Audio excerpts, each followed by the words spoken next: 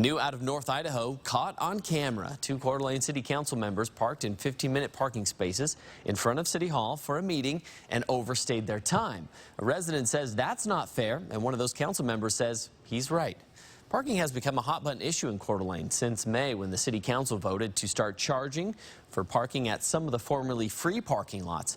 Free spaces disappeared at McEwen and Independence Point lots, and that new ordinance also allows for enforcement of the 15-minute spot.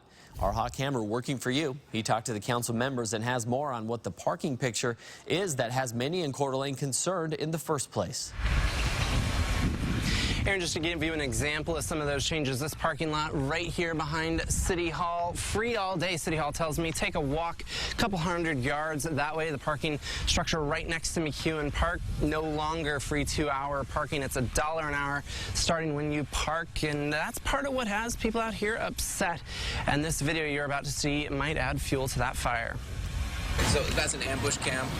This video taken just after a general services meeting at City Hall. It's been over a half an hour now. Casey Whalen of the outlet North Idaho Exposed confronting council members who stayed longer than 15 minutes in a 15-minute parking spot. But at the end of the day, you passed the ordinance, so you need to live up to what you pass. That 15-minute sign is one of the new enforceable parking changes in Coeur d'Alene. There are also increased parking rates at Independence Point. It's $3 an hour now in the busy season, $1 an hour after your first free 2 hours at the downtown parking garage. And McEwen Park, $1 an hour now, where 2 used to be free. It has people upset. Whalen says there can't be double standards. If the city council people who passed it can't live up to it, why are they putting that onus on us? One of the council members involved, Dan Gukin, saying he's absolutely right. It was inevitable that someday someone was going to say, hey, there's council people and they're parking right here.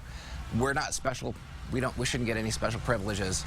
I'm glad someone pointed that out. He says don't expect to see him parking in those spots again, even in cases like yesterday when the general services meeting usually only lasts 10 to 15 minutes. We shouldn't really be taking these spaces anyway, because these are for people who are going to go in and out, and I don't want to see those people have to hunt when we can hunt. We're employees. Councilmember Amy Evans, who was also caught on camera, told KXLY she didn't think a few minutes over was excessive, and if she had come out to a ticket, she would have surely paid it.